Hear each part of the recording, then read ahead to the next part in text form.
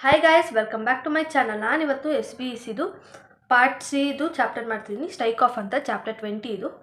First ನೋಡೋದಾದರೆ ಇದರೊಳಗೆ first provisions ಬಗ್ಗೆ ಯಾವ ಪ್ರೊವಿಷನ್ಸ್ ಇದ್ರೊಳಗೆ ಇನ್ಕ್ಲೂಡ್ ಆಗುತ್ತೆ ಅಂದರೆ 248ಇಂದ 252 ತನಕ ಇನ್ಕ್ಲೂಡ್ ಆಗುತ್ತೆ. ಮತ್ತು ಕಂಪ್ನಿದು ರೂಲ್ಸ್ ಇನ್ಕ್ಲೂಡ್ ಆಗುತ್ತೆ. ಕಂಪ್ನಿ ರೂಲ್ಸ್ ಏನು ಅಂದರೆ removal of name of the company from the register of the ಕಂಪನಿದು ರೂಲ್ಸ್ ಇರುತ್ತಲ್ಲ, ಅದು ಇನ್ಕ್ಲೂಡ್ ಆಗುತ್ತೆ. ಸ್ಟ್ರೈಕ್ ಆಫ್ ಅಂದರೆ ಬೇಸಿಕಲಿ ROC ಒಂದು ಲಿಸ್ಟ್ನ ಮೇಂಟೈನ್ ಮಾಡಿರುತ್ತೆ. ಆ ಲಿಸ್ಟಿಂದ ನಮ್ಮ ಕಂಪ್ನಿ ಹೆಸರನ್ನ ರಿಮೂವ್ ಮಾಡುವಂಥದ್ದು, ಅದನ್ನು ಸ್ಟ್ರೈಕ್ ಆಫ್ ಅಂತ ಕರೀತಾರೆ. ಟೆಂಪರರಿಲಿ ರಿಮೂವ್ ಮಾಡುವಂಥದ್ದು. ಓಕೆನಾ? ರಿಜಿಸ್ಟರ್ ಆಗಿರೋ ಕಂಪ್ನೀಸ್ ಎಲ್ಲರದ್ದು ನೇಮ್ನ ROC ಇಟ್ಕೊಂಡಿರುತ್ತೆ, ಅದರಿಂದ ರಿಮೂವ್ ಮಾಡ್ತಾರೆ ನೇಮ್ನ, ನಮ್ಮ ಕಂಪ್ನಿ ನೇಮ್ನ. ನೆಕ್ಸ್ಟ್ ಇದರೊಳಗೆ 2 ಟೈಪ್ಸ್ ಇದೆ ರಿಮೂವ್ ಮಾಡೋದ್ರಲ್ಲಿ. ವೇ ಆಫ್ ಸ್ಟ್ರೈಕ್ ಆಫ್ ಅಂತ ಇದೆ. ಯಾವುದು 2 ಟೈಪ್ಸ್ ಅಂದರೆ, ಒಂದು ಸೋಲೋ ಮೋಟೋ ಬೇಸಿಸ್ ಬೈ ROCನೇ ಇನಿಷಿಯೇಟಿವ್ ತೊಗೊಂಡು ಏನೋ ಪ್ರಾಬ್ಲಮ್ ಇದ್ದರೆ ಈ ಕಂಪ್ನಿಲಿ ಆ ಥರ ಎಲ್ಲ ಇದ್ದಾಗ ROCನೇ ರಿಮೂವ್ ಮಾಡಿಬಿಡ್ಬೋದು. ಇಲ್ಲ ಅಂದರೆ ಅಪ್ಲಿಕೇಶನ್ ಹಾಕ್ತಾರೆ ಕಂಪ್ನಿಯವರು, ಆವಾಗ ರಿಮೂವ್ ಮಾಡ್ಬೋದು. ಓಕೆನಾ? ನೆಕ್ಸ್ಟ್ ಬಂದುಬಿಟ್ಟು ಗ್ರೌಂಡ್ಸ್ ಆಫ್ ಸ್ಟ್ರೈಕ್ ಆಫ್ ಅಂತ ಸೆಕ್ಷನ್ 248 ಸಬ್ಸೆಕ್ಷನ್ 1ಅಲ್ಲಿದೆ. ಇದನ್ನು ನಾನು ನಿಮಗೆ ಒಂದು ಕತೆ ಥರ ಹೇಳ್ತೀನಿ. ಫಸ್ಟ್ನೇದು ಬಂದುಬಿಟ್ಟು ಎಕ್ಸಾಂಪಲ್ ಥರ. ಏನಂತಂದರೆ, ಒಬ್ಬ ಬಂಟಿ ಅಂತ ಒಬ್ಬ ಹುಡುಗ ಇರ್ತಾನೆ. ಅವನು ಬಿಂದು ಅಂತ ಒಂದು ಹುಡುಗಿಗೆ ಪ್ರಪೋಸ್ ಮಾಡ್ತಾನೆ. ಆ ಹುಡುಗಿ ಏನು ಮಾಡುತ್ತೆ, ಪ್ರಪೋಸಲ್ನ ಅಕ್ಸೆಪ್ಟ್ ಮಾಡಿ ಅವಳ ಬಾಯ್ ಫ್ರೆಂಡ್ ಲಿಸ್ಟ್ ಇರುತ್ತಲ್ಲ, ಬಾಯ್ ಫ್ರೆಂಡ್ ಲಿಸ್ಟ್ ಮೇಂಟೈನ್ ಮಾಡಿರ್ತಾಳೆ ಅವಳು. ಆ ಲಿಸ್ಟಲ್ಲಿ ಬಂಟಿ ಅನ್ನೋನ ಹೆಸರನ್ನ ಬರೀತಾಳೆ. ಇದು ಕಾಮಿಡಿ ಆಗಿದೆ, ಆದರೆ ನೆನ್ಪಿಟ್ಕೊಳ್ಳೋಕೆ ತುಂಬ ಹೆಲ್ಪ್ ಆಗುತ್ತೆ ಈ ಸ್ಟೋರಿ. ಓಕೆನಾ? ಬಂಟಿ ಅಂತ ಬರೀತಾಳೆ. ಅವರಿಬ್ಬರು ರಿಲೇಷನ್ಶಿಪ್ ಚೆನ್ನಾಗಿರುತ್ತೆ. ಏನಂದರೆ, ಕೆಲವು ಸಿನಾರಿಯೋದಲ್ಲಿ ಒಂದು 4 ಸಿನಾರಿಯೋ ಇದೆ. ಆ 4 ಸಿನಾರಿಯೋದಲ್ಲಿ ಬಂಟಿನ ಅವಳು ರಿಮೂವ್ ಮಾಡಿಬಿಡ್ಬೋದು. ಅವಳು ಬಾಯ್ ಫ್ರೆಂಡ್ ಲಿಸ್ಟಿಂದ ಬಂಟಿನ ಬಿಂದು ರಿಮೂವ್ ಮಾಡ್ಬೋದು. ಯಾವ 4 ಸಿನಾರಿಯೋಸ್ ಅಂತ ನಾನು ನಿಮ್ಗೆ ಹೇಳ್ತಾ ಹೋಗ್ತೀನಿ. ಫಸ್ಟ್ ಸಿನಾರಿಯೋ ಬಂದುಬಿಟ್ಟು, ಬಂಟಿ ಬಿಂದುಗೆ ಪ್ರಪೋಸ್ ಮಾಡಿ ಆದಮೇಲೆ ಅವ್ನು 1 ವರ್ಷ ಸಿಕ್ಕೋದೇ ಇಲ್ಲ ಬಿಂದುಗೆ. ಆವಾಗ ಅಫ್ಕೋರ್ಸ್ ಅವಳು ರಿಮೂವ್ ಮಾಡೇ ಮಾಡ್ತಾಳೆ. ಎಲ್ಲೋ ಅದಂತಲೇ ಗೊತ್ತಿಲ್ಲದೆ ಇರೋದ್ರಿಂದ ರಿಮೂವ್ ಮಾಡೇ ಮಾಡ್ತಾಳೆ. ಸೆಕೆಂಡ್ ಸಿನಾರಿಯೋ ಬಂದುಬಿಟ್ಟು, ಬಂಟಿ ಏನು ಮಾಡ್ತಾನೆ ಅಂದರೆ, ಫಸ್ಟ್ ಚೆನ್ನಾಗೇ ಇರ್ತಾನೆ ಬಿಂದು ಜೊತೆ, ಬಟ್ ಸಡನ್ನಾಗಿ 2 ಇಯರ್ಸ್ ಕಾಣೆ ಆಗಿಬಿಡ್ತಾನೆ. ಫಸ್ಟ್ ಚೆನ್ನಾಗಿರ್ತಾನೆ, ಬಟ್ ಆಮೇಲೆ ಕಾಣೆ ಆಗೋದ್ರಿಂದ ಮತ್ತು ಅವನು ಬಿಂದುಗೆ ಎಲ್ಲಿ ಹೋಗ್ತಾ ಇದ್ದೀನಿ ಏನು ಅಂತಲೂ ಹೇಳಿರಲ್ಲ 2 ಇಯರ್ಸು. ಆವಾಗ್ಲೂ ಬಿಂದು ರಿಮೂವ್ ಮಾಡಿಬಿಡ್ತಾಳೆ ಅವಳ boy friend ಲಿಸ್ಟಿಂದ ಬಂಟಿನ. Next third scenario ಬಂದುಬಿಟ್ಟು, ಬಂಟಿ ಇದ್ದಾನಲ್ಲ, ಅವನೇನು ಮಾಡ್ತಾನೆ, ಅವನು ಪ್ರಪೋಸ್ ಮಾಡೋ ಟೈಮಲ್ಲಿ ಅವ್ನು ಪ್ರಾಮಿಸ್ ಮಾಡಿರ್ತಾನೆ, ನಾನು ನಿನಗೆ 180 ಡೇಸಲ್ಲಿ ನಿಂಗೆ ಒಂದು ರಿಂಗ್ ಗಿಫ್ಟ್ ಮಾಡ್ತೀನಿ ಅಂತ. ಅದು ಪ್ರಾಮಿಸ್ ಮಾಡಿರ್ತಾನೆ. ಬಿಂದುನೂ ಅದಕ್ಕೆ ಇದು ಮಾಡಿರ್ತಾಳೆ, ಕಂಪಲ್ಸರಿ ಥರ. ಅಂದರೆ 180 ಡೇಸಲ್ಲಿ ರಿಂಗ್ ಗಿಫ್ಟ್ ಮಾಡಿಲ್ಲ ಅಂದರೆ ನಾನು ನಿನ್ನ ಹೆಸರನ್ನ ತೆಗೆದಾಕ್ಬಿಡ್ತೀನಿ ಬಾಯ್ ಫ್ರೆಂಡ್ ಲಿಸ್ಟಿಂದ ಅಂತ ಹೇಳ್ತಾಳೆ ಬಿಂದು. ಓಕೆನಾ? ನೆಕ್ಸ್ಟ್ ಲಾಸ್ಟ್ ಸಿನಾರಿಯೋ ಏನು ಅಂತಂದರೆ, ಬಂಟಿದು ಬಿಂದುದು ರಿಲೇಷನ್ಶಿಪ್ ಚೆನ್ನಾಗೇ ನಡೀತಾ ಇತ್ತು. ಆದರೆ ಸ್ವಲ್ಪ ದಿನ ಆದಮೇಲೆ ಒಂದು ಸ್ವಲ್ಪ ಡೌಟ್ ಬರುತ್ತೆ ಬಿಂದುಗೆ. ಅಂದರೆ ಬಂಟಿ ಹೇಳಿರ್ತಾನೆ, ನನ್ನ ಹತ್ರ ಅಷ್ಟು ಸೈಟ್ ಇದೆ, ಇಷ್ಟು ಸೈಟ್ ಇದೆ, ಆ ಥರ ಎಲ್ಲ ಫುಲ್ಲು ಕೊಚ್ಕೊಂಡಿರ್ತಾನೆ, ಬಿಲ್ಡಪ್ ಹೊಡ್ಕೊಂಡಿರ್ತಾನೆ. ಬಿಂದು ಒಂದು ಸತಿ ಡೌಟ್ ಬಂದುಬಿಟ್ಟು ಚೆಕ್ ಮಾಡೋಕ್ಕಂತ ಹೋದಾಗ ಗೊತ್ತಾಗುತ್ತೆ ಅದು ಯಾವ ಸೈಟು ಅವನದಲ್ಲ ಅಂತ. ಓಕೆನಾ? ಇದೇ ಸ್ಟೋರಿ ROC ಮತ್ತು ಕಂಪ್ನಿ ನಡುವೆ ನಡೆಯುತ್ತೆ. ಇಲ್ಲಿ ಬಂಟಿ ಪ್ಲೇಸು ಕಂಪ್ನಿಗೆ ಹೋಗುತ್ತೆ, ಬಿಂದು ಅನ್ನೋ ಪ್ಲೇಸು ROCಗೆ ಹೋಗುತ್ತೆ. ROC ಫಸ್ಟು ಅಪ್ರೋಚ್ ಮಾಡುತ್ತೆ, ಅಥವಾ ಅಲ್ಲ, ಕಂಪ್ನಿ ಫಸ್ಟು ಅಪ್ರೋಚ್ ಮಾಡುತ್ತೆ ROCಗೆ, ನಮ್ಮ ನೇಮ್ನ ರಿಜಿಸ್ಟ್ರೇಷನ್ ಆಫ್ ಕಂಪ್ನಿಗೆ ಇದು ಮಾಡ್ಕೊಳ್ಳಿ ಅಂತ. ರಿಜಿಸ್ಟ್ರೇಷನ್ ಆದಮೇಲೆ ಕಂಪ್ನಿ ಏನಾದ್ರು 1 ಇಯರ್ ತನಕ ಕಮೆನ್ಸ್ಮೆಂಟ್ಸ್ ಆಫ್ ಬಿಸ್ನೆಸ್ ಮಾಡಲಿಲ್ಲ ಅಂದಾಗ ROC ಅವ್ರ ನೇಮ್ನ ಸ್ಟ್ರೈಕ್ ಆಫ್ ಮಾಡಿಬಿಡುತ್ತೆ, ರಿಮೂವ್ ಮಾಡುತ್ತೆ. ಆಮೇಲೆ ಇನ್ನೊಂದೇನು ಅಂತಂದರೆ, ಅಕಸ್ಮಾತ್ ಸಡನ್ನಾಗಿ ಯಾವ್ದಾದ್ರು 2 ಇಯರ್ಸು ಬಿಸ್ನೆಸ್ನ ಕ್ಯಾರಿ ಮಾಡಲಿಲ್ಲ ಅಂದರೆ ಕಂಪನಿ, ಮತ್ತು ಅಪ್ಲಿಕೇಶನ್ ಫಾರ್ ಡೋರ್ಮೆಂಟ್ಗೂ ಅಪ್ಲಿಕೇಶನ್ ಹಾಕದೇ ಇದ್ದರೆ ಆವಾಗ್ಲೂ ಅವ್ರ ನೇಮ್ನ ರಿಮೂವ್ ಮಾಡ್ತಾರೆ. Next, subscribe to memorandum have not paid for subscription. ಏನಂತಂದರೆ, ಸಬ್ಸ್ಕ್ರಿಪ್ಷನ್ ಫೀಸ್ ಅಂತ ಕಟ್ಟಬೇಕಾಗಿರುತ್ತೆ. ಅದು ಇನ್ಕಾರ್ಪೊರೇಷನ್ ಆಗೋ ಟೈಮಲ್ಲಿ ಹೇಳಿರ್ತಾರೆ ಇಷ್ಟು ಕಟ್ಟಬೇಕು ಆ ಥರ ಎಲ್ಲ. ಅದನ್ನು ಏನಾದರೂ ಇವರು ಕಟ್ಟಿಲ್ಲ ಅಂದರೆ, ಕಟ್ಟಿಬಿಟ್ಟಾದಮೇಲೆ ಡಿಕ್ಲೇರ್ ಇನ್ ಸೆಕ್ಷನ್ 10A ಅಲ್ಲಿ ಡಿಕ್ಲರೇಷನ್ ಫೈಲ್ ಮಾಡಲಿಲ್ಲ ಅಂದಾಗ ROC ರಿಮೂವ್ ಮಾಡುತ್ತೆ ನೇಮ್ನ. ಓಕೆನಾ? ಅದು ರಿಲೇಟೆಡ್ ಆಗೋದು ರಿಂಗ್ 180 ಡೇಸ್ ಒಳಗಡೆ ಮಾಡಬೇಕು. ಅದು ರಿಂಗಿಗೆ ರಿಲೇಟೆಡ್ ಆಗುತ್ತೆ ಆ ಟಾಪಿಕ್. ನೆಕ್ಸ್ಟ್ ಬಂದುಬಿಟ್ಟು, ಕಂಪ್ನಿ ಮತ್ತು ROC ಚೆನ್ನಾಗೇ ಇರುತ್ತೆ, ಬಟ್ ಸಡನ್ನಾಗಿ ROC ಒಂದಿನ ಡೌಟ್ ಬರುತ್ತೆ. ಅದಕ್ಕೆ ಅವ್ರೇನು ಮಾಡ್ತಾರೆ, ಹೋಗ್ತಾರೆ ಫಿಸಿಕಲ್ ವೆರಿಫಿಕೇಷನಲ್ಲಿ ಗೊತ್ತಾಗುತ್ತೆ ಕಂಪ್ನಿ ಯಾವುದೇ ಥರ ಬಿಸ್ನೆಸ್ನ ಕ್ಯಾರಿ ಮಾಡ್ತಾ ಇಲ್ಲ ಅಂತ. ಆವಾಗಲೂ ROC ರಿಮೂವ್ ಮಾಡುತ್ತೆ ಅವ್ರ ನೇಮ್ನ. ಇದು ಈ 4 ಸಿನಾರಿಯೋಸಲ್ಲಿ ROC ರಿಮೂವ್ ಮಾಡುತ್ತೆ ನೇಮ್ನ. ಓಕೆನಾ? Next types of company that cannot be removed. ಕೆಲವು ಕಂಪ್ನೀಸ್ ಇರುತ್ತೆ, ಆ ಟೈಪ್ಸ್ ಆಫ್ ಕಂಪ್ನಿಗಳು, ಆ ಕಂಪ್ನಿಗಳನ್ನ ರಿಮೂವ್ ಮಾಡೋಕ್ಕೆ ಆಗಲ್ಲ. ಓಕೆನಾ? ROC ಯಾವ್ದು ಲಿಸ್ಟೆಡ್ ಕಂಪ್ನಿ, ಅದು ಪಬ್ಲಿಕ್ಕಿಂದ ರಿಮೂವ್ ಮಾಡೋದಂದರೆ ಬೇಸಿಕಲಿ ನಿಮ್ಮದು ಕಂಪ್ನಿದು ಎಲ್ಲ ಕೆಲಸ ಇದೆಲ್ಲ ಸ್ಟಾಪ್ ಆಗಿಬಿಡುತ್ತೆ. ಆಲ್ಮೋಸ್ಟ್ ವೈಂಡಿಂಗ್ ಅಪ್ ಥರನೇ, ಫುಲ್ಲು ಮುಚ್ಚೋ ಥರನೇ ಕಂಪ್ನಿ. ಬಟ್ ಟೆಂಪವರಿಲಿ ನೀವು ಬೇಕಿದ್ರೆ ರೀಸ್ಟಾರ್ಟ್ ಮಾಡ್ಬೋದು. ವೈಂಡಿಂಗ್ ಅಪ್ಪಲ್ಲಿ ರೀಸ್ಟಾರ್ಟ್ ಮಾಡೋಕ್ಕಾಗಲ್ಲ, ಸ್ಟ್ರೈಕ್ ಆಫಲ್ಲಿ ರೀಸ್ಟಾರ್ಟ್ ಮಾಡ್ಬೋದು. ಓಕೆನಾ? ಲಿಸ್ಟೆಡ್ ಕಂಪ್ನಿ ಮಾಡೋಕ್ಕಾಗಲ್ಲ, ಯಾಕಂದರೆ ಅದು ಪಬ್ಲಿಕ್ಕಿಂದ ಡೆಪಾಸಿಟ್ ಇಸ್ಕೊಂಡಿರುತ್ತೆ. Next the company listed due to non complaints of listing regulations ಮಾಡಿದ್ರೆ ಅವ್ರೂ ಅವ್ರನ್ನೂ ರಿಮೂವ್ ಮಾಡೋಂಗಿಲ್ಲ. Next company application for compounding of offence, ಅಂದರೆ ಏನೋ ಒಂದು ಅಫೆನ್ಸ್ ಮಾಡಿರ್ತಾರೆ, ಅದಕ್ಕೆ ಪನಿಷ್ಮೆಂಟ್ ಸಿಕ್ಕಿರುತ್ತೆ ಅಂದ್ಕೊಳ್ಳಿ ಅವ್ರಿಗೆ. ಅದನ್ನು ಪನಿಷ್ಮೆಂಟ್ನ ರೆಡ್ಯೂಸ್ ಮಾಡೋಕ್ಕೋಸ್ಕರ ಇವ್ರೇನಾದ್ರು ಸ್ಟ್ರೈಕ್ ಆಫ್ ಅಪ್ಲೈ ಮಾಡಿದ್ರೆ ಆವಾಗ್ಲೂ ಅವ್ರಿಗೆ ಆ ಕಂಪ್ನಿನ ರಿಮೂವ್ ಮಾಡೋಕ್ಕಾಗಲ್ಲ. ಓಕೆನಾ? ಸ್ಟ್ರೈಕ್ ಆಫ್ ಸಿಗಲ್ಲ ಆ ಕಂಪ್ನಿಗೆ. ಮತ್ತು ಕಂಪ್ನಿ ಅಗೇನ್ಸ್ಟ್ ಏನಾದ್ರು ಎಂಕ್ವೈರಿ, ಇನ್ವೆಸ್ಟಿಗೇಷನು, ಇನ್ಸ್ಪೆಕ್ಷನು ಏನಾದ್ರು ಸ್ಟಾರ್ಟ್ ಆಗಿತ್ತು ಅಂದರೂ ಆ ಕಂಪ್ನಿನೂ ರಿಮೂವ್ ಮಾಡೋಂಗಿಲ್ಲ.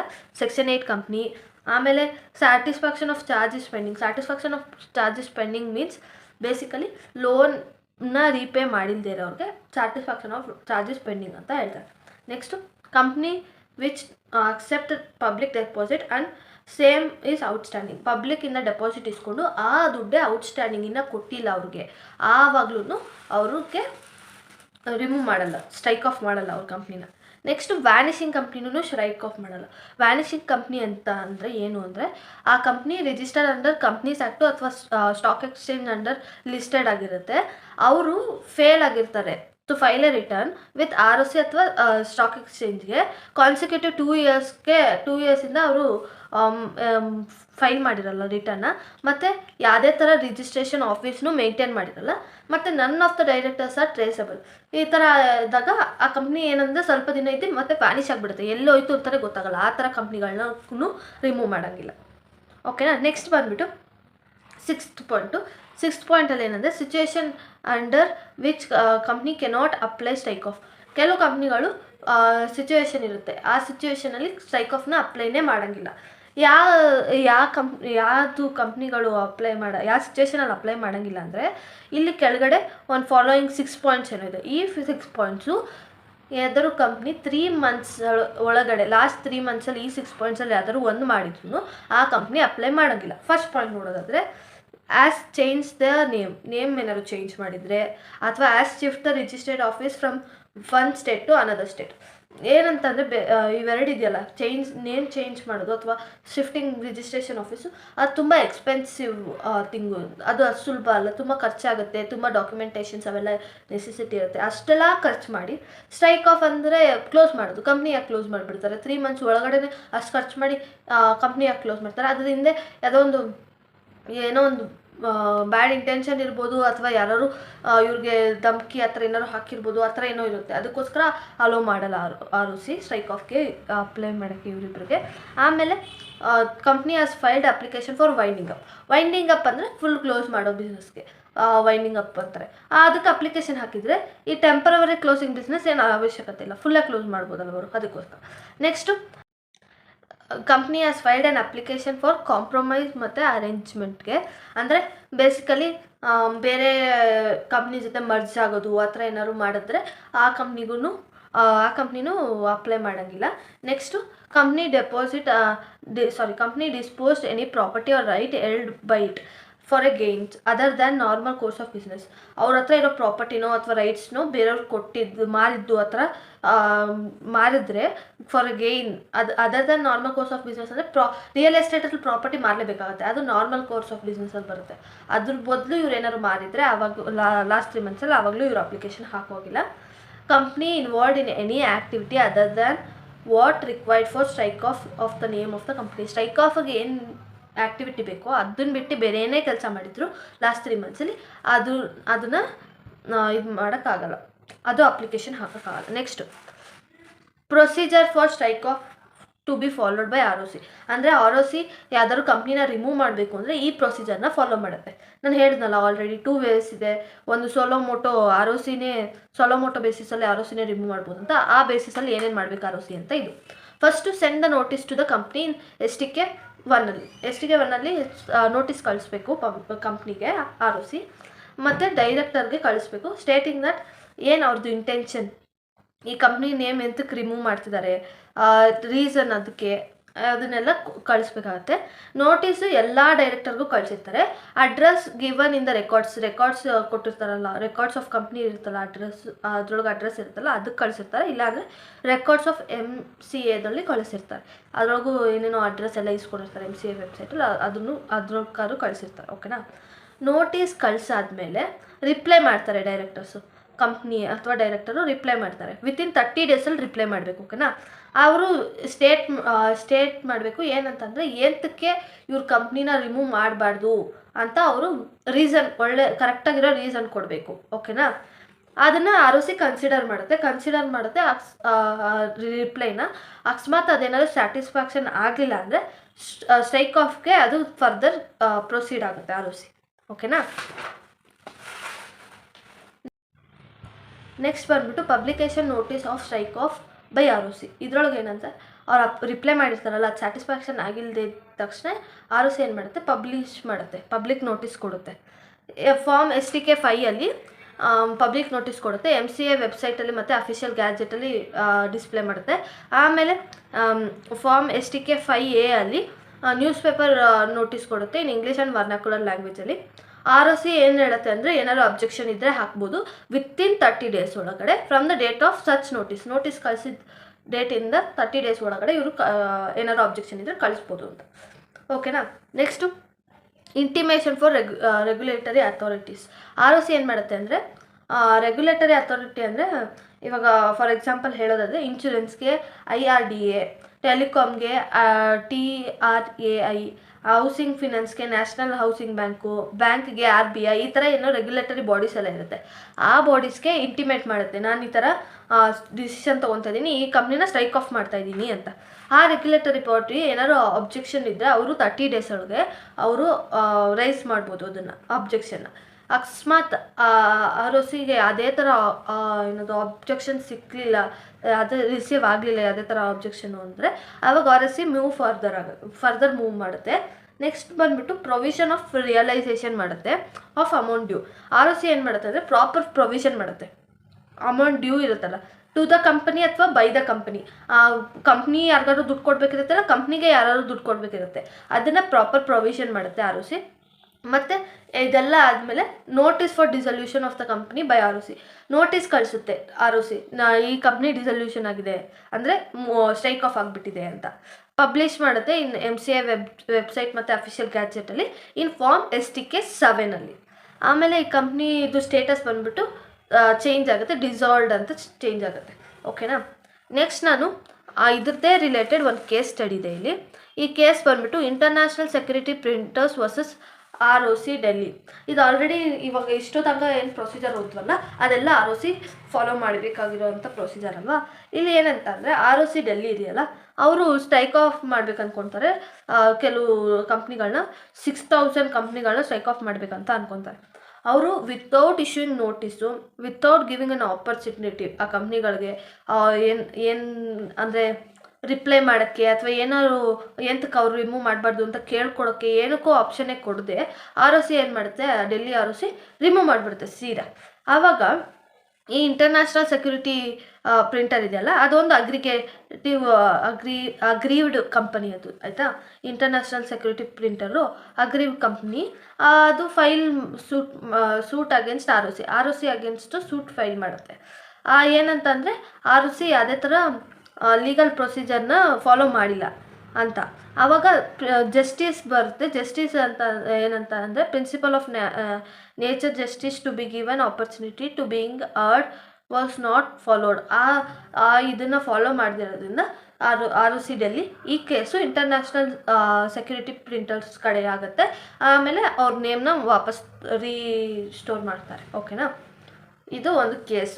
ನೆಕ್ಸ್ಟ್ ನೋಡೋದಾದರೆ procedure to be followed by the company ಯಾವ ಪ್ರೊಸೀಜರ್ ಫಾಲೋ ಮಾಡಬೇಕು, ಈ ಥರ ಸ್ಟ್ರೈಕ್ ಆಫ್ ಅಪ್ಲೈ ಮಾಡಬೇಕು ಅಂದರೆ ಅವರೇ ಓನಾಗೂ ಅಪ್ಲೈ ಮಾಡ್ಬೋದು ಅಂತ ನಾನು ಆಲ್ರೆಡಿ ಹೇಳಿದ್ದೆ ಅಲ್ವಾ. ಫಸ್ಟ್ ಏನು ಮಾಡಬೇಕಂದ್ರೆ ಅವರು ಬೋರ್ಡ್ ಮೀಟಿಂಗ್ ಕಂಡಕ್ಟ್ ಮಾಡಬೇಕು. BR ಪಾಸ್ ಮಾಡಬೇಕಾಗತ್ತೆ ಫಾರ್ ಅಪ್ರೂವಲ್ ಆಫ್ ಸ್ಟ್ರೈಕ್ ಆಫ್ಗೆ ಅಪ್ರೂವಲ್ ಇಸ್ಕೋಬೇಕಾಗತ್ತೆ ಎಲ್ಲ ಬೋರ್ಡ್ ಆಫ್ ಡೈರೆಕ್ಟರ್ಸ್ ಹತ್ರ. ಆಮೇಲೆ after board resolution there is any liability then the company will pay of them. ಯಾವುದೇ ಥರ ಲಯಬಿಲಿಟಿ ಇದ್ರೂ ಅದನ್ನು ಕಂಪ್ನಿ ಪೇ ಮಾಡಿಬಿಡ್ಬೇಕು. ಓಕೆನಾ. Every director will sign and execute indemnity bond in form STK 3. STK 3 indemnity ಬಾಂಡ್ನ sign ಮಾಡ್ತಾರೆ ಎಲ್ಲ director. ಆ ಇಂಡೆಮ್ನಿಟಿ ಬಾಂಡ್ ಏನಂತ ಅಂದರೆ if someone make a valid claim against the company then director will be liable to repay. ಇಲ್ಲಿ already ಎಲ್ಲ ಲಯಬಿಲಿಟಿನೂ repay ಮಾಡಿದ್ದಾರೆ.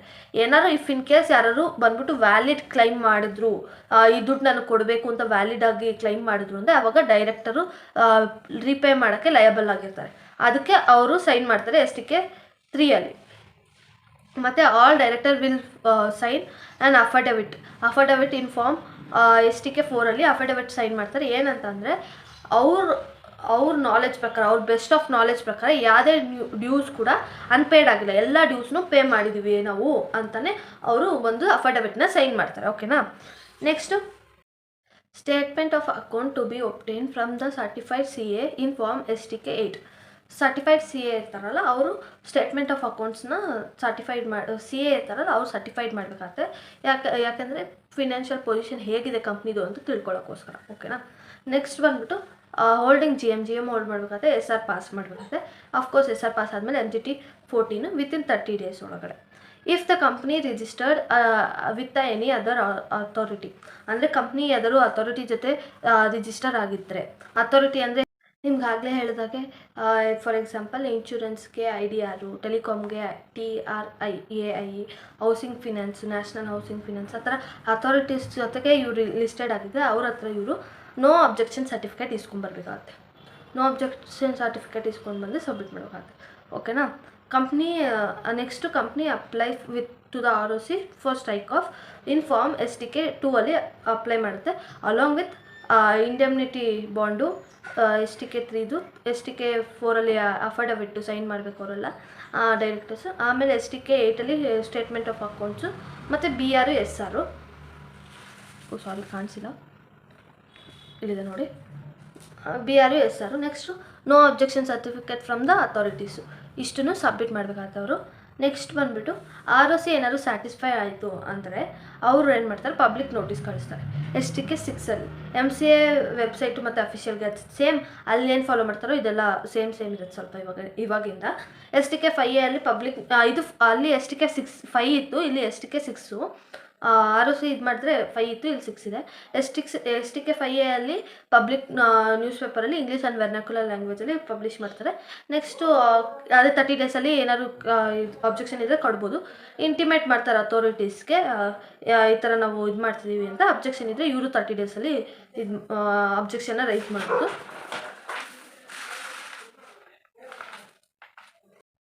ನೆಕ್ಸ್ಟ್ ಬಂದುಬಿಟ್ಟು ಸ್ಟ್ರೈಕ್ ಆಫಲ್ಲಿ ನೋ ಅಬ್ಜೆಕ್ಷನ್ ಸರ್ಟಿಫಿಕೇಟ್ ಯಾರು ಫೈಲ್ ಮಾಡಿಲ್ಲ ಅಂದರೆ ROC ಕಂಟಿನ್ಯೂ ಮಾಡುತ್ತೆ ಪ್ರೊಸೀಜರ್ನ. ಮತ್ತು ಪ್ರೊವಿಷನ್ ಆಫ್ ಅಮೌಂಟ್ ಡ್ಯೂನ ಇದು ಮಾಡುತ್ತೆ. ಏನಂತಂದರೆ ಅಮೌಂಟ್ ಡ್ಯೂ ಯಾರಾದ್ರು ಕಂಪ್ನಿಗೆ ಕೊಡಬೇಕು ಅಥವಾ ಕಂಪ್ನಿಯಿಂದ ಯಾರಾದ್ರು ಕೊಡಬೇಕು, ಆ ಥರದ್ದನ್ನೆಲ್ಲ ಸೆಟಲ್ ಮಾಡುತ್ತೆ. ನೆಕ್ಸ್ಟು ನೋಟಿಸ್ ಫಾರ್ ಡಿಸಲ್ಯೂಷನ್ ಆಗಿದೆ ಅಂತ ನೋಟಿಸ್ ಕಳಿಸುತ್ತೆ. ROC ಪಬ್ಲಿಷ್ ಮಾಡುತ್ತೆ ಅಫಿಷಿಯಲ್ ಗ್ಯಾಜೆಟ್ ಮತ್ತು MCA ವೆಬ್ಸೈಟಲ್ಲಿ. ಇನ್ STK 7 ಕಂಪ್ನಿ ಆಮೇಲೆ ಸ್ಟ್ಯಾಂಡ್ಸ್ ಡಿಸಾಲ್ಡ್ ಆಗುತ್ತೆ ಕಂಪ್ನಿ. ನೆಕ್ಸ್ಟ್ ಬಂದ್ಬಿಟ್ಟು status of strike off company. ಏನು ಸ್ಟೇಟಸ್ ಇರುತ್ತೆ ಸ್ಟ್ರೈಕ್ ಆಫ್ ಕಂಪ್ನಿ ಅಂದರೆ the company whose name is strike off stand dissolved. Company name dissolve ಆಗುತ್ತೆ ಮತ್ತು ಅವ್ರದ್ದು ಸರ್ಟಿಫಿಕೇಟ್ ಆಫ್ ಇನ್ಕಾರ್ಪೊರೇಷನ್ ಇರುತ್ತಲ್ಲ ಅದು ಕ್ಯಾನ್ಸಲ್ ಆಗುತ್ತೆ. ಓಕೆನಾ. ನೆಕ್ಸ್ಟ್ ಬಂದ್ಬಿಟ್ಟು ಫ್ರಾಡ್ ಅಪ್ಲಿಕೇಶನ್ ಅಂದರೆ ನೇಮ್ನ ರಿಮೂವ್ ಮಾಡ್ತಾರೆ. ಏನಕ್ಕೆ ಅಂದರೆ ಅವ್ರದ್ದು ಆಬ್ಜೆಕ್ಟ್ ಏನಿರುತ್ತೆ ಅಂದರೆ ಕ್ರೆಡಿಟರ್ನಾಗೆ ಮೋಸ ಮಾಡೋದು ಅಥವಾ ಬೇರೆ ಯಾರಿಗಾದ್ರು ಮೋಸ ಮಾಡೋಕ್ಕೋಸ್ಕರ ಅವರು ಅಪ್ಲಿಕೇಶನ್ ಹಾಕಿರ್ತಾರೆ. ಆ ಥರ ಏನಾದ್ರು ಆ ಅಪ್ಲಿಕೇಶನ್ ಹಾಕಿದರೆ ಅವರು ಪರ್ಸ್ನಲಿ ಲಯಬಲ್ ಆಗಿರ್ತಾರೆ ಮತ್ತು ಪನಿಷಬಲ್ ಕೂಡ ಆಗಿರ್ತಾರೆ. ಅಂಡರ್ ಸೆಕ್ಷನ್ 447 ಅವ್ರಿಗೆ ಪನಿಷ್ಮೆಂಟ್ ಸಿಗುತ್ತೆ. ನೆಕ್ಸ್ಟು ಲಯಬಿಲಿಟೀಸ್ ಆಫ್ ಡೈರೆಕ್ಟರ್ಸ್ ಬಂದು ರಿಮೇನ್ ಲಯಬಲ್ಲು ಏನಾದ್ರು ಕಂಪ್ನಿ ಡಿಸಾಲ್ವ್ ಆಗಿಲ್ಲ ಅಂದರೆ ಅವ್ರು ಲಯಬಲ್ ಆಗಿರ್ತಾರೆ. ನೆಕ್ಸ್ಟ್ ರೀಸ್ಟೋರೇಷನ್ ಆಫ್ ಕಂಪ್ನಿನ ರೀಸ್ಟೋರ್ ಮಾಡುವಂಥದ್ದು. Strike of is temporary removal of name. ನಾನು ನಿಮ್ಗೆ ಸ್ಟಾರ್ಟಿಂಗಲ್ಲೇ ಹೇಳಿದ್ದೀನಿ, ವೈನಿಂಗ್ ಅಪ್ ಅಂದರೆ permanent removal of name, strike of ಬಂದ್ಬಿಟ್ಟು ಟೆಂಪರರಿ ರಿಮೂವಲ್ ಆಫ್ ನೇಮ್. ಓಕೆನಾ? ಇದರೊಳಗೆ ಏನಂತ ಅಂದರೆ ನೇಮ್ನ ರೀಸ್ಟೋರ್ ಮಾಡೋಕ್ಕೆ ಅಪ್ಲಿಕೇಶನ್ ಹಾಕ್ಬೋದು ವಿತಿನ್ ಅ ಟೈಮ್ ಲಿಮಿಟ್ ಸ್ಪೆಸಿಫೈಡ್. ಅವರು ನೀವು ಸ್ಟ್ರೈಕ್ ಆಫ್ ಮಾಡ್ಬೇಕಾದ್ರೆ ಇಷ್ಟು ಲಿಮಿಟಲ್ಲಿ ನೀವು ಅಪ್ಲಿಕೇಶನ್ ಹಾಕಬೇಕು ಅಂತ ಹೇಳಿರ್ತಾರೆ, ಆ ಲಿಮಿಟಲ್ಲಿ ನೀವು ಹಾಕ್ಬೋದು. If ROC strike off the name on the basis of some incorrect information ಅಥವಾ ಬೈ ಮಿಸ್ಟೇಕಾಗಿ ROC ಸ್ಟ್ರೈಕ್ ಆಫ್ ಮಾಡಿಬಿಟ್ರು, ಅವ್ರಿಗೂ ಸೋಲೋ ಮೋಟೋ ಬೇಸಿಸಲ್ಲಿ ಸ್ಟ್ರೈಕ್ ಆಫ್ ಮಾಡ್ಬೋದಲ್ಲ, ಆವಾಗ ಇನ್ಕರೆಕ್ಟ್ ಇನ್ಫಾರ್ಮೇಷನಲ್ಲಿ ಏನಾದ್ರು ಅವರು ರಿಮೂವ್ ಮಾಡಿಬಿಟ್ರು ನೇಮ್ನು ಅಂತ ಅಂದರೆ ನೀವು ಅಪ್ಲಿಕೇಶನ್ ಹಾಕ್ಬೋದು with NCLT within 3 years from the date of strike of ಆಗಿದ್ದ ಡೇಯಿಂದ 3 years ತನಕ ಟೈಮ್ ಇರುತ್ತೆ. ಅಷ್ಟರಲ್ಲಿ ಅಪ್ಲಿಕೇಶನ್ ಹಾಕ್ಬೋದು. ಏನಂತಂದರೆ ನೆಕ್ಸ್ಟ್ ಇಲ್ಲೊಂದು ನೋಟ್ ಇದೆ, ROC does not have a power to restore off the name but has a power to strike off. ಇದ್ರೊಳಗೆ ಏನಂದರೆ NCLTಗೆ ರೀಸ್ಟೋರ್ ಮಾಡೋಕ್ಕೆ ಪವರ್ ಇದೆ, ROCಗೆ ಸ್ಟ್ರೈಕ್ ಆಫ್ ಮಾಡೋಕ್ಕೆ ಪವರ್ ಇದೆ. ಓಕೆನಾ? Next, if a person who has aggrieved by the order of ROC of strike off, application can be made to restore within 2-3 years from the strike off. Aggrieved ಅಂತ ಒಂದು company ಆದರೂ ROC ಆರ್ಡರಿಂದ problem ಅನುಭವಿಸಿದ್ರೆ ಅವರು restore ಮಾಡ್ಕೋಬೋದು NCLTಗೆ application ಹಾಕಿ. 3 years ತನಕ ಅವ್ರಿಗೆ time ಇರುತ್ತೆ. ಓಕೆನಾ? Application for restoring to be made by the company or company itself ಮಾಡೋದು, ಅಥವಾ ಮೆಂಬರು, ಕ್ರೆಡಿಟರು, ವರ್ಕ್ಮ್ಯಾನು ಆ ಥರ ಯಾರು ಅಪ್ಲಿಕೇಶನ್ ಮಾಡಿದ್ರೆ ಅವ್ರಿಗೆ ವಿತಿನ್ 20 years ತನಕ ಇರುತ್ತೆ from the date of strike off. NCLTಗೆ 20 years ತನಕ ಅವ್ರಿಗೆ ಟೈಮ್ ಇರುತ್ತೆ. ಓಕೆನಾ? ನೆಕ್ಸ್ಟ್ ಬಂದುಬಿಟ್ಟು ಇದು ಬಂದು LLPಗೆ ಸಂಬಂಧಪಟ್ಟಂಥದ್ದು, ಅಂದರೆ LLPಲಿ ಸ್ಟ್ರೈಕ್ ಆಫ್ ಎಲ್ಲ ಆಗುತ್ತಲ್ಲ ಅದಕ್ಕೆ ರಿಲೇಟೆಡು. ಇದರೊಳಗೆ LLP ಬಂದುಬಿಟ್ಟು LLPಲಿ ಯಾವುದೇ ಥರ ಪ್ರೊವಿಷನ್ಸು ಅಂದರೆ ಫಾರ್ಮ್ಸು ಅದೆಲ್ಲ ಏನೂ ಇಲ್ಲ, ಹಂಗೆ ಇರೋದು. LLPದು ಬಂದುಬಿಟ್ಟು ಅಪ್ಲಿಕೇಶನ್ ಹಾಕಬೇಕಾಗತ್ತೆ. ನೀವು ಅಪ್ಲಿಕೇಶನ್ ನೀವು ಅಪ್ಲೈ ಮಾಡ್ಬೋದು ಯಾವಾಗ ನೀವು ಲಾಸ್ಟ್ 1 year ತನಕ ಕ್ಯಾರಿ ಮಾಡದಿರೋದ್ರೆ ಬಿಸ್ನೆಸ್ನ, ಆವಾಗ ನೀವು ಅಪ್ಲೈ ಮಾಡ್ಬೋದು. ಅಥವಾ ROC ಸೋಲೋ ಮೋಟೋ ಬೇಸಿಸಲ್ಲಿ ನಿಮಗೆ ಸ್ಟ್ರೈಕ್ ಆಫ್ ಮಾಡಬೇಕು ಅಂದರೆ ಲಾಸ್ಟ್ 2 years ತನಕ ನೀವು ಕ್ಯಾರಿ ಮಾಡಿರಬಾರ್ದು ಬಿಸ್ನೆಸ್, ಆವಾಗ ಮಾತ್ರ ಸೋಲೋ ಮೋಟೋ ಬೇಸಿಸಲ್ಲಿ ROC ಅಪ್ಲೈ ಮಾಡ್ಬೋದು, ಅಂದರೆ ಸ್ಟ್ರೈಕ್ ಆಫ್ ಮಾಡ್ಬೋದು. Application to be made for the strike off in form 24 ನೀವು ಫಾರ್ಮ್ 24 ಇದೊಂದೇ ಒಂದು ಫಾರ್ಮ್ ಇರೋದು. ಫಾರ್ಮ್ 24 ನೀವು ಅಪ್ಲಿಕೇಶನ್ ಹಾಕೋಕ್ಕೆ ಪ್ರೊಸೀಜರ್ ಬಂದುಬಿಟ್ಟು ನೋಟಿಸ್ ಬೈ ROCದು ಪ್ರೊಸೀಜರ್ ಬಂದು ಇದು ROC ಸೋಲೋ ಮೋಟೋ ಬೇಸಿಸಲ್ಲಿ ಇದು ಮಾಡ್ತಾರೆ ಅಂದರೆ ನೋಟಿಸ್ ಕಳಿಸುತ್ತೆ ROC ಟು LLP ಮತ್ತು ಇಟ್ಸ್ ಪಾರ್ಟ್ನರ್ಸ್ಗೆ. ರಿಪ್ಲೈ ಮಾಡ್ತಾರೆ ನೋಟಿಸ್ಗೆ ವಿತಿನ್ 1 month. ಅದು 30 days ಆಗುತ್ತೆ, ಇದು 1 month. ಆಮೇಲೆ ಕನ್ಸಿಡರ್ ರಿಪ್ಲೈಗೆ ROC ಏನಾದ್ರು ಸ್ಯಾಟಿಸ್ಫೈ ಆಗಿಲ್ಲ ಅಂದರೆ ಫರ್ದರ್ ಮೂವ್ ಮಾಡುತ್ತೆ. ಆಮೇಲೆ publish the notice in MCA ವೆಬ್ಸೈಟಲ್ಲಿ ಪಬ್ಲಿಷ್ ಮಾಡುತ್ತೆ. ಏನಾದ್ರು ಅಬ್ಜೆಕ್ಷನ್ ಇತ್ತು ಅಂದರೆ 1 month ಒಳಗೆ ಅದು ರೈಸ್ ಮಾಡಬೇಕು ಅಬ್ಜೆಕ್ಷನ್ನ. ಯಾವುದೇ ಥರ ಅಬ್ಜೆಕ್ಷನ್ ಬಂದಿಲ್ಲ ಅಂದರೆ ROC ಏನು ಮಾಡುತ್ತೆ, ಪ್ರೊಸೀಡ್ ಮಾಡುತ್ತೆ ಮುಂದಕ್ಕೆ. ಆಮೇಲೆ ಪ್ರೊವಿಷನ್ ಫಾರ್ ಡೌಟ್ಫುಲ್ ಡೆಪ್ಟ್ಸ್ ಡ್ಯೂ, ಅದೇ ಅಮೌಂಟ್ ಡ್ಯೂ ಇರುತ್ತಲ್ಲ ಅದನ್ನೆಲ್ಲ ROC ಪ್ರೊವಿಷನ್ನ ಕ್ರಿಯೇಟ್ ಮಾಡುತ್ತೆ. Next, notice for dissolution of LLP ಅಂತ ಹೇಳಿ ನೋಟಿಸ್ ಕಳಿಸ್ಬಿಡುತ್ತೆ ಅಫಿಷಿಯಲ್ ಗ್ಯಾಜೆಟಲ್ಲಿ ROC. ನೆಕ್ಸ್ಟ್ ಇದು ಬಂದುಬಿಟ್ಟು LLP ಅಪ್ಲೈ ಮಾಡೋದಾದರೆ LLP ಅಪ್ಲೈ ಮಾಡಬೇಕಾದ್ರೆ ಪಾರ್ಟ್ನರ್ಸ್ ಕನ್ಸರ್ಟ್ ಇರಬೇಕು, ಪ್ಲಸ್ ಅಫಿಡವಿಟ್ ಇರಬೇಕು. ರಿಜಿಸ್ಟೋರೇಷನು NCLTಗೆ ಇದರೊಳಗೆ ಯಾವುದೇ ಥರ ಪವರ್ ಕೂಡ ಇಲ್ಲ ರಿಜಿಸ್ಟೋರ್ ಮಾಡೋಕ್ಕೆ LLPನ. ರಿಜಿಸ್ಟೋರೇಷನ್ ಪಾಸಿಬಲ್ ಬಂದುಬಿಟ್ಟು filing an application in the way of writ petition to ಹೈಕೋರ್ಟ್ಗೆ ಇದು ಮಾಡಿದಾಗ ಮಾತ್ರ. ಇಲ್ಲಿ ಯಾವ ಫಾರ್ಮ್ಸ್ ಇದೆಯೋ ಅದನ್ನೆಲ್ಲ ಬರೆದಿದ್ದೀನಿ. Thank you. ಈ ಲೆಸನ್ನು, ಈ ವಿಡಿಯೋ ನಿಮಗೆ ಇಷ್ಟ ಆಗಿದ್ದರೆ ಲೈಕ್ ಮಾಡಿ, ಕಮೆಂಟ್ ಮಾಡಿ, ಯಾವುದೇ ಥರ ಡೌಟ್ ಇದ್ದರೂ. Thank you for watching. Thank you.